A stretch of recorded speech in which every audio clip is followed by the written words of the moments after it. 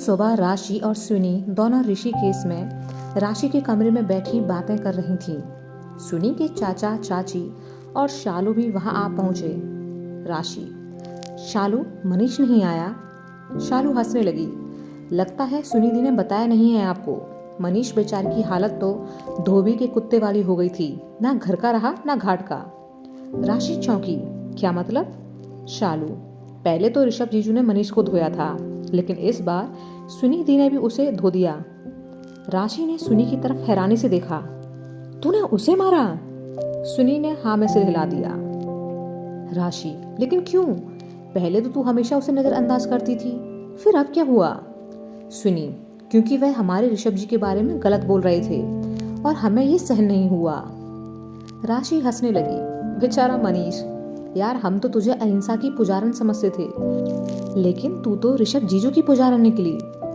शालू और राशि एक दूसरे को देख मुस्कुराने लगे। राशि, वैसे सुनी, अपनी बहादुरी तूने ऋषभ जीजू को सुनाई होगी ना? सुनी ने गहरी सांस ली। सुनाते कहाँ से?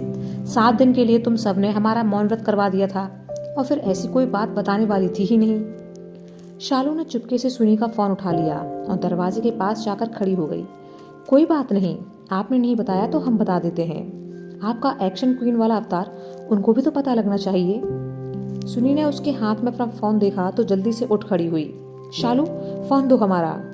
शालू, दे दूंगी, लेकिन ऋषभ जीजू को कॉल करने के बाद, कहते हुए वह कमरे से भाग गई। सुनी उसे रोकने के लिए उसके पीछे भागी। राशि यह देखकर हंस पड़ी। पता नहीं हमारी भोली चिड़िया और कौन कौन से नए रंग दिखाने वाली है। कुछ ही देर में सुनी और शालू वापस आईं। राशि, क्या रहा तुम दोनों का? शालू, दी ने कहा है कि वो खुद बताएंगी ऋषभ जीजू को। राशि, मेजर तूफान का चेहरा देखने वाला होगा। अजमेर में देर शाम सभी आंगन में बैठे थे। तारा ने मौली को परेशान करते हुए कहा, क्या बात है मौली, तू तो आजकल बड़ी खुश लग रही है। मौली उसकी बात समझकर मुस्कुरा दी। कुछ नहीं यार, बस मन है खुश होने का तो हो रही हूँ। वैसे खुश तो तू भी बहुत लग रही है। तारा, क्योंकि घर में शादी है ना, तो बस इसलिए खुश हूँ, वरना और कोई बात नहीं है। कुछ दूर बैठी साहिबा, राधा माँ उन दोनों की बातें सुनकर हंस रही थी। तारा मौली उठकर साहिबा के पास जा बैठी और उसके कंधों पर अपने चेहरे टिका दिए। तारा, साहिबा भाभी, आप ही बता दो कि आपके चेहरे पर यह नूर कैसा है। मौली, मुझे भी बताओ ना भाभी कि आखिर क्या माजरा है। साहिबा, अरे कुछ नहीं, ब्यूटी पार्लर गई थी तो बस उसी का कमाल है। तारा और मौली यह सुनकर हंस पड़ी। तभी बाहर से आता हुआ रोहन चौंका। लेकिन साहिबा भाभी, आप तो कुछ दिन से घर से बाहर निकली ही नहीं। इतना सुनते ही राधा माँ संग तीनों बहुएं जोर से हंसने लगीं। राधा माँ, अरे रोहन बेटा, ये तो परसों सुबह तक तुम्हारे भाई आ रहे हैं तो उस चमक की बात हो रही है। रोहन, ओह अच्छा, सभी जल्दी से खाना खाकर फ्री हो जाओ, फिर हम एक हॉरर मूवी देखेंगे। मेरा दोस्त बहुत तारीफ कर रहा था कि बहुत अच्छी है। साहिबा, लेकिन मौली तो। मौली, कोई बात नहीं भाभी, आप सभी के साथ बैठकर देखूंगी तो डर थोड़ा कम लगेगा, ज्यादा हुआ तो फिर नहीं देखूंगी।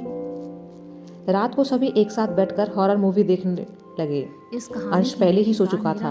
मौली को डर तो बहुत लग रहा था, लेकिन फिर भी उसने चादर में छिपकर एक सुराग से सारी मूवी देख ही ली थी, क्योंकि उसे उसकी स्टोरी काफी पसंद आई थी। तो इसका सीधा अर्थ है राधा माँ, चलो अब जल्दी से सो जाओ सब, चुराकर पोस्ट किया सुबह है। टाइम से उठना है, आपसे ढेर सारे अनुरोध काम है है। कि ऐसे लोगों सभी की अपने अपने हिम्मत कमरे में ना सोने बढ़ाएं चले और गए। उनके चैनल पर तारा इस अपने कमरे कहानी में को सोने ना जा ही सुनें। रही थी कि मौली उसके पीछे आ गई। मुझे आज रात भर नींद नहीं आएगी और हॉरर मूवी देखने के बाद मुझसे अकेला नहीं सोया जाता है। हर वक्त ऐसा लगता है जैसे कोई मुझे छिपकर देख रहा है। आंखें बंद करती हूँ तो लगता है कि पता नहीं कब कौन किधर से आकर मेरा गला दबा दे, तो कभी लगता है कि बिस्तर के नीचे कोई छुपकर बैठा है जो पैर पकड़कर मुझे खींच ले जाएगा। तारा कमर पर हाथ रखते हुए बोली, साफ साफ बोल कि तू कहना क्या चाहती है। मौली, यार मैं अकेली नहीं सोऊंगी आज, तेरे कमरे में ही सो जाऊं। पहले तो तारा ने उसे परेशान करने के लिए आनाकानी की, लेकिन बाद में मान गई। वह मौली को डराते हुए बोली, अगर किसी भूत को तुझे गायब करना होगा तो वह तुझे मेरे पास से भी लेकर चला जाएगा। मैं भला कौन सी भूत प्रेत को भगाने वाली हूँ जो मुझसे डरेगा। मौली, यार प्लीज डरा मत। तारा, तो तूने ऐसी मूवी देखी ही क्यों। मौली, कहानी अच्छी लग रही थी और फिर सभी साथ में देख रहे थे तो देख ली। मौली तारा बातें करते हुए सो गईं। रात के तकरीबन 1 बजे थे कि अचानक कुछ आवाज़ हुई जिससे मौली की नींद खुल गई। ऊपर टेरेस से अजीब अजीब सी आवाज़ आ रही थी। कुछ ही पलों में सारी आवाज़ें बंद हो गईं। मौली को लगा कि यह शायद उसका वहम था जो मूवी की वजह से उसे महसूस हुआ, इसलिए वह वापस सो गई। कुछ ही देर हुई थी कि एक बार फिर से टेरेस से तेज आवाज़ आने लगी, जैसे कोई किसी भारी सामान को घसीट कर खींच कर ले जा रहा है। मौली ने फटाफट से आंखें खोली। अब उसे पूरा विश्वास हो गया था कि ये आवाज़ें सच में आ रही हैं। उसने जल्दी से तारा को जगाया, लेकिन वह तो गहरी नींद में सो रही थी। मौली ने अपना सिर पकड़ लिया। पागल लड़की, क्या करूं? कहीं ऊपर वैसा कुछ सीन तो नहीं चल रहा जैसे मूवी में वह भयानक भूत हीरो के नौकर की लाश को टेरेस से घसीट कर ले जाता है और फिर सीढ़ियों से नीचे फेंक देता है। मुझे मूवी देखनी ही नहीं चाहिए थी और अब पता नहीं क्या माजरा है ये आवाज़ का। खिड़की से देखती हूँ। मौली डरी सहमी सी हनुमान चालीसा का पाठ करते हुए बिस्तर से उठ कमरे की खिड़की के पास खड़ी हो बाहर आंगन में देखने लगी कि कहीं कुछ गड़बड़ तो नहीं है, लेकिन वहां सब कुछ ठीक था। मौली ने राहत की सांस ली। वह जैसे ही वापस जाने को मुड़ी कि अचानक से किसी साए के पीछे से गुजरने के एहसास से ही सिहर गई। उसने घबरा कर वापस पीछे मुड़कर देखा तो उसे आंगन की दीवार पर टेरेस से आती एक परछाई दिखी, जिसमें एक बहुत ही लंबा आदमी जिसके बड़े बड़े बाल थे वह कुल्हाड़ी से किसी को मार रहा था। यह देखते ही मौली की आवाज़ उसके गले में अटक गई और उसने अपनी आंखें बंद कर मुंह पर हाथ रख लिया कि कहीं खूनी को उसकी मौजूदगी का एहसास न हो जाए। कुछ पलों बाद वह आंखें खोलकर उस तरफ देखी तो वहाँ कोई परछाई नहीं थी। इधर अब तक साहिबा की भी आंखें खुल चुकी थीं, क्योंकि उसके कमरे के बाहर दरवाजे पर दस्तक की आवाज़ सुनाई दे रही थी। साहिबा ने अधखुली आंखों से इधर उधर देखा, लेकिन कोई दिखाई नहीं दे रहा था। तभी उसे किसी के तेज कदमों की आहट सुनाई दी। गली में अब कुत्तों के भौंकने की तेज आवाज़ आ रही थी। साहिबा ने उठकर दरवाजे के पास रखी लाठी उठाई और सोचने लगी, इस चोर की इतनी हिम्मत जो हमारे घर में घुस गया। लगता है जानता नहीं है ये फौजियों का परिवार है। अभी मैं चकाती हूँ इसे। साहिबा ने जैसे ही दरवाजा खोला और एक कदम ही आगे बढ़ी थी कि सामने आंगन में पेड़ के नीचे एक सिर कटे शरीर को बैठे देखा। यह देखते ही उसके हाथ से लाठी छूट गई और मुंह से चीख निकल गई। उसने जल्दी से कमरे के अंदर भागकर दरवाजा बंद कर लिया। उसे तो अभी भी अपनी आंखों देखी पर विश्वास नहीं हो रहा था। अचानक साहिबा की चीख सुन डर से मौली और भी बहुत ज्यादा घबरा गई। उसने तारा के पास जाकर उसे जगाने की कोशिश की। इस बार तारा जाग गई। वह उबासी लेते हुए बिस्तर पर बैठ गई। क्या हुआ? मौली, यार यहाँ ना कुछ अजीब अजीब सी हरकतें हो रही हैं। टेरेस से किसी को घसीटने की आवाज आ रही है, तो एक बहुत लंबे साए को मैंने कुल्हाड़ी से किसी को मारते देखा। मैंने ना अभी अभी साहिबा भाभी की चीखने की आवाज भी सुनी। तारा यह सुन जोर से हंसने को हुई कि मौली ने उसके मुंह पर हाथ रख दिया। आवाज मत कर, तारा धीरे से बोली, ये तेरा वहम है।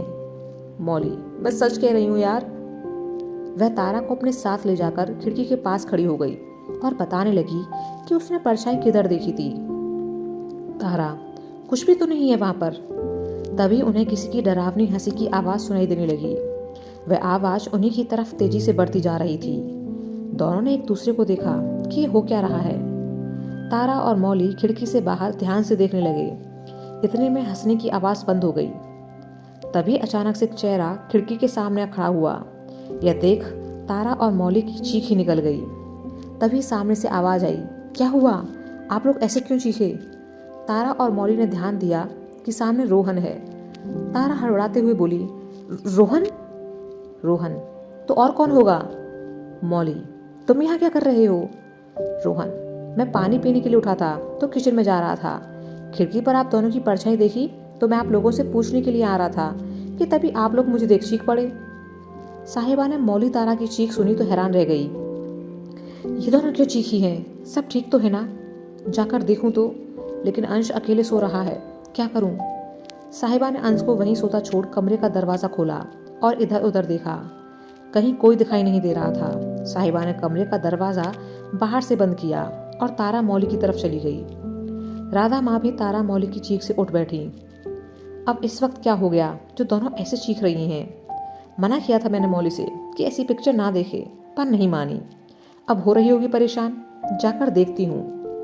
राधा माँ बिस्तर से उठकर दरवाजा खोल कमरे से बाहर निकल गईं। तारा, देखो ना रोहन, कब से है मौली उल्टा सीधा बोलकर डरा रही है।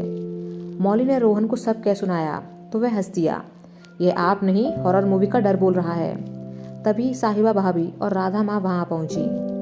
रोहन ने उन दोनों को मौली की बात कह सुनाई तो साहिबा बोली, मैंने कुछ देर पहले सिरकटी लाश को पेड़ के नीचे बैठे देखा। मौली सभी से बोली, देखा, मैं कह रही थी ना कुछ गड़बड़ है। रोहन को अचानक से कुछ याद आया।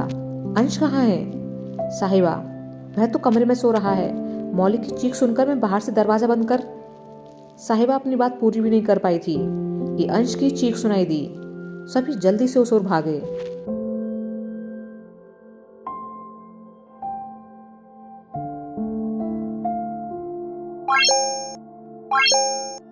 Bye.